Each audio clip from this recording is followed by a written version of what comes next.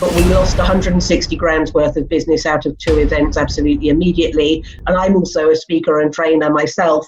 I went to 42 countries last year and spoke at 183 events. So I personally lost about 50 grand's worth of bookings. Could everyone just give me a brief indication about how COVID-19's affected your business and your line of work? It has been a case of pivoting, I think. We're really lucky that we do have some other revenue streams because our magazine is subscriptions based, and we started it in the last recession as a way to bring training to people that probably couldn't get training face to face at that point. And we were actually in a situation where we had to get moving really quickly because we had a major event in London 2 weeks after this thing hit. So it was a case of having to make an announcement that that was being postponed.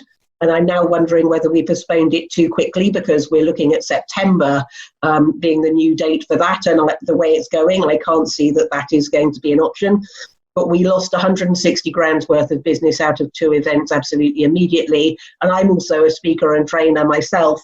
I went to 42 countries last year and spoke at 183 events. So I personally lost about 50 grand's worth of bookings almost immediately.